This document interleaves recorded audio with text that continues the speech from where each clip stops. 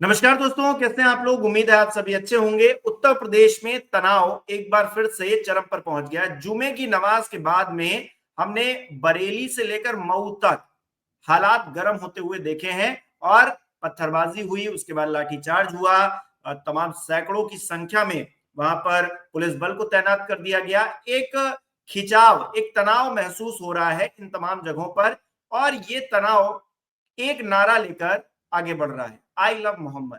अब इस नारे में क्या ऐसा है जो भारतीय जनता पार्टी या फिर जो प्रशासन है, शासन है, वो इतना ज्यादा एक्टिव हो गया है और इतनी ज्यादा राजनीति भी इस पर हो रही है। बात करेंगे, संजय शर्मा जी हमारे साथ मौजूद है। संजय सर, बहुत बहुत स्वागत है आपका। सर, उत्तर प्रदेश में आई लव मोहम्मद को लेकर पिछले कुछ वक्त से हम देख रहे हैं हंगामा हो रहा है। जुमे की नमाज के बाद फिर से मतलब कुछ ऐसी परिस्थितियां बरेली में बन गई जहां पर लाठीचार्ज किया गया, लोगों को खदेड़ा गया।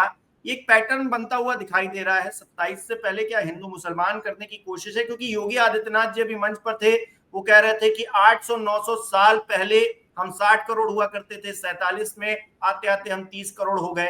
तो ये उत्तर प्रदेश में क्या एक नई तरह की राजनीति जन्म ले रही है? क्या हो रहा है? आई लव मोहम्मद को लेकर इतना हंगामा क्यों? हिमांशु, इसके अलावा भारतीय जनता पार्टी के पास कोई दूसरा मुद्दा नहीं है जो उन्हें चुनाव में बहुत बुरी तरह हार से बचा सके। जितना हिंदू मुसलमान के मामले पर विवाद बढ़ेगा, उतना भारतीय जनता पार्टी को फायदा मिलेगा। और मेरी समझ में यह नहीं आ रहा कि आई लव मोहम्मद से किसी को आपत्ति क्या है। ये किसी दूसरे धर्म का अपमान तो नहीं। मैं भी बड़े फख्र के साथ, बड़ी शान के साथ मैं कहूंगा आई लव मोहम्मद। इसमें बुरा क्या है? I love Quran, I love Ramayana, I love Gita, I love Guru Granth साहब। इसमें बुरा क्या है? दुनिया के हर मजहब के धार्मिक ग्रंथ बहुत अच्छी श्रद्धा के साथ पढ़िए, बहुत अच्छा भाव देती है। इससे परेशानी क्या है? और मुझे तो अभी तक वो किस्सा याद है। मोहम्मद साहब जाते थे एक रास्ते पे नमाज पढ़ने के लिए मस्जिद में, एक औरत उनके ऊपर रोज कूड़ा फेंक देती थी, लगातार होता था। वो कपड़े साफ करते थे, चले जाते थे। एक दिन वो औरत दिखाई नहीं दी, तो मोहम्मद साहब उसका घर ढूंढते हुए उसके घर पहुंच गए। उससे कहा, बहन आपने आज कूड़ा नहीं फेंका, आप ठीक तो, आपकी तबीयत तो ठीक है? वो औरत रोने लगी, उसे अपनी गलती का प्रायश्चित हुआ। अब ये, अगर मोहम्मद साहब के जीवन की ये सीख कोई उतार लेता है अपने जीवन में और वो हिंदू होता है तो कुछ गलत हो जाएगा। भगवान राम के शीलता का, धैर्य का, उनके पूरे सामाजिक परिवेश का कोई अगर मुस्लिम आचरण धारण कर लेता है तो क्या उसमें कोई समस्या है, परेशानी है? किसी भी धर्म के महापुरुष को कोई दूसरा धर्म का आदमी भी स्वीकार करता है तो अच्छी बात है। और उसमें तो अधिकांश मुस्लिम ही है जो कह रहे हैं आई लव मोहम्मद। क्यों नहीं करेंगे मोहम्मद साहब से प्यार? जब आप हिंदू होकर भगवान श्री राम से प्यार कर सकते हो तो वो मोहम्मद साहब से प्यार क्यों नहीं कर सकते? लेकिन मैं मुसलमान भाइयों से भी कहूंगा कि ये शिकारी ने बहुत अच्छी तरह से दाना फेंका है आपके आगे, और मुझे अफसोस है कि कुछ लोग इस दाने में फंस रहे हैं।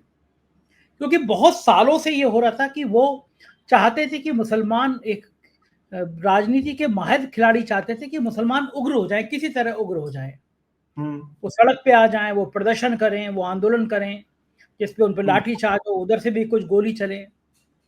मैं जॉली LLB 3 देखने गया था, तो उसमें ये होता है कि भट्टा बरसौल में वो गांव वाले आते हैं, तो एक जानबूझ के एक व्यक्ति डीएम को गोली मारता है, और डीएम के जिस पक्ष के डीएम लामबंदी कर रहे थे उन्हीं के पक्ष का आदमी होता है।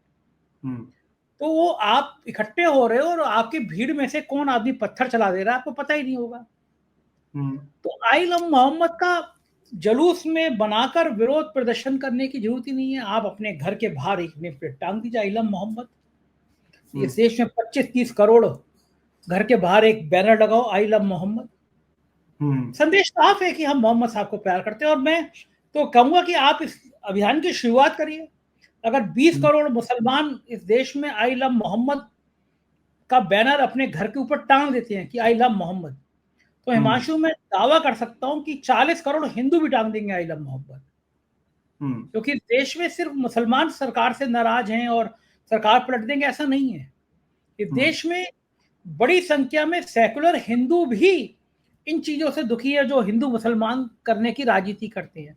मेरे जैसा शख्स दुखी है, आपके जैसा शख्स दुखी है, क्योंकि हम चाहते हैं कि इंसानों में बंटवारा होना ही नहीं चाहिए, ना धर्म के आधार पर और ना जाति के आधार पर हो, इंसान हूँ, इंसान को प्यार करता हूँ, बस यही गुनाह हर बार करता हूँ। आदमी हूँ, आदमी को प्यार करता हूँ। तो ये आपके अंदर जो मानवता है, आपके अंदर जो इंसानियत है, उसका जितना जज़्बा बढ़ाएँगे, जितना प्यार बढ़ाएँगे, उतनी मोहब्बत बढ़ेगी। कुछ लोग जो आपसे नफ़रत की राजनीति चाहते हैं, आप उनके जाल में मत फँसिए। शांतिपूर्वक रहिए, आप सड़कों पे जितना निकलेंगे, जितना उग्र होंगे, सरकार चाहती है कि आप कुछ ना कुछ ऐसी गलती कर जाएँ, जो उसके दा जाल में फँस जाएँ। तो आज जो हुआ वो खतरनाक संकेत है और ये बात बिल्कुल सही है कि इस समय भारतीय जनता पार्टी के पास कोई मुद्दा नहीं है जिसके आधार पर वो चुनाव करा सके। और मुझे याद है पिछली बार पड़ोस के राज्यों में चुनाव हुआ था, तो अखलाक की हत्या कर दी गई थी, गौ-मांस रखने के आरोप में। चुनाव बिहार में हुआ, घटना उत्तर प्रदेश में हो, माहौल बिहार का गर्म हो जाएगा, हिंदू-मुसलमान करने का। तो आप इस तरह का मौका मत दीजिए क्योंकि राजनेता खून के प्यासे होते हैं, उनका जो महल बनता है वो सत्ता की लाशों पे बनता है, उन्हें फ़र्क नहीं है किसी पे भी। तो हो सकता है आपके बीच का कोई व्यक्ति को वो तैयार कर ले आप कि वो आपकी तरफ से दूसरे पे पत्थर चला दे, दूसरी तरफ से आप पे पत्थर चला दे। बहुत शांतिपूर्वक जैसे आपने अभी तक 11-12 साल काटे हैं, मुझे लगता है पीक पे आ गया, कुछ ही समय की बात है। शांतिपूर्वक रहिए, मोहम्मद साहब की नीतियाँ पढ़िए, शिक्षा पढ़िए, उन्होंने जो प्यार मोहब्बत का संदेश दिया था, उस संदेश का अमल करिए। जो विरोध करने वाले लोग हैं वो वैसे ही ठंडे हो जाएँगे क्योंकि आप प्यार करेंगे, मोहम्मद साहब की उस कहानी को याद करेंगे, तो आपके मन में गुस्सा खत्म हो जाएगा क्योंकि सूली पे चढ़ने से पहले भी जीसस ने कहा था, प्रभु इनको माफ़ करना कि ये जो लोग हैं ये जानते नहीं है कर क्या रहे हैं। तो आप भी कहिए मोहम्मद साहब से, अल्लाह से कि इन लोगों को माफ़ करिए, ये लोग जानते नहीं है कि मोहम्मद साहब का ये विरोध क्यों कर रहे हैं। कोई फ़र्क नहीं है राम में, गुरु नानक में, जीसस में, मोहम्मद साहब में, सब ईश्वर हैं। आप उसको किसी भी नाम से पुकारिए। सब नेक जीवन पे चलने की सलाह देते हैं, सब परमात्मा के पास पहुँचने का द्वार दिखाते हैं, सत्य बोलो, पाप मत करो, किसी का दिल मत दुखाओ। इस पे करिए, राजनीति बहुत गंदी होती है, वेश्याँ तब भी बहुत अच्छी होती हैं, ईमान की अच्छी होती हैं, जो कहती है वो करती हैं, नेता किसी के नहीं होते। इन नेताओं के जाल में बहुत फँसी है और हिमांशु मैं तो बरेली का जब मामला सामने आया, तो मुझे याद आया तब मैं स्टार न्यूज़ का में था बरेली में, तो एक विश्व हिंदू परिषद ने शायद तलवार बाँटी थी, तो बदले में यही तौकीर रज़ा साहब आ गए थे कि हम कटार बाँध देंगे, कटार बेचें, कटार हम लोगों को देंगे, हम कटार बाँटेंगे। तो पूरे बरेली में इसी तरह जैसा तनाव का माहौल हुआ है, तो वैसा तनाव का माहौल हुआ। बरेली में आप किसी भी प्रबुद्ध आदमी से बात कर लीजिए, तो वो ये कहेगा कि तौकीर रज़ा भारतीय जनता पार्टी के बहुत बढ़िया तरह से मित्र हैं।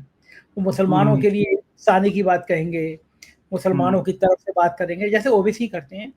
लेकिन हकीकत में वो उनकी सिम्पैथी कहीं न कहीं भाजपा नेताओं के संग रहती है। ये कई मौकों पे सामने आई ये बात और बरेली का हर पत्रकार, हर आदमी जानता है इस बात के लिए। हिमांशु।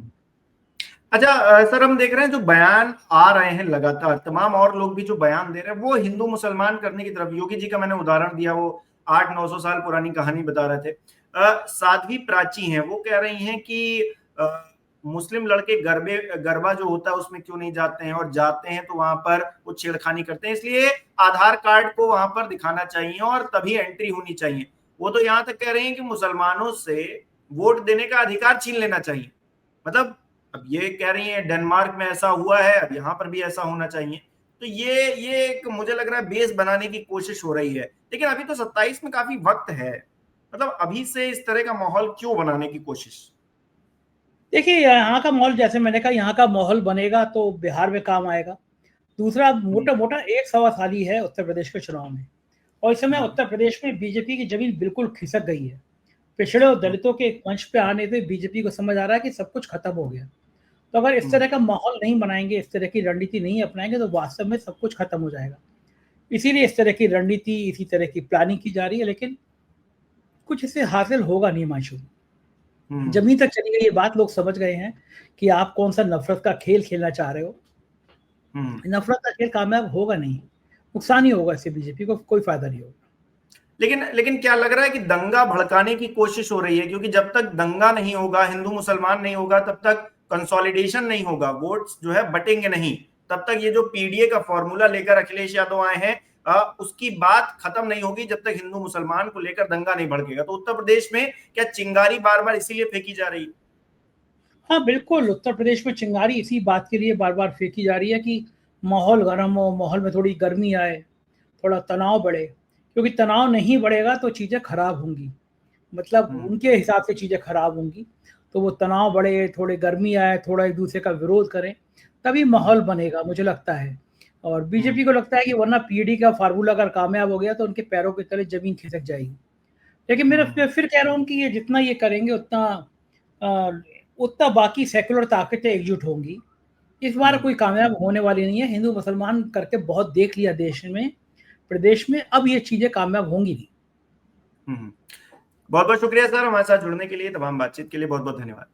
तो दोस्तों, आई लव मोहम्मद को लेकर उत्तर प्रदेश में सियासत गर्म है। आपकी क्या राय है? क्या इस नारे में आपको कोई कमी लगती है? और अगर राजनीतिक तौर पर माहौल बनाया जा रहा है तो क्या इसमें मुसलमानों की गलती है या फिर साजिश करने वाला कोई और है, और जो चाहता है कि उत्तर प्रदेश में हिंसा भड़के, लोगों के बीच में वैमनस्यता पैदा हो, लोग एक दूसरे पर आक्षेप लगाएं, एक दूसरे पर हमला कर दें और इसी तरीके से राजनीतिक रोटियां सेकी जाए?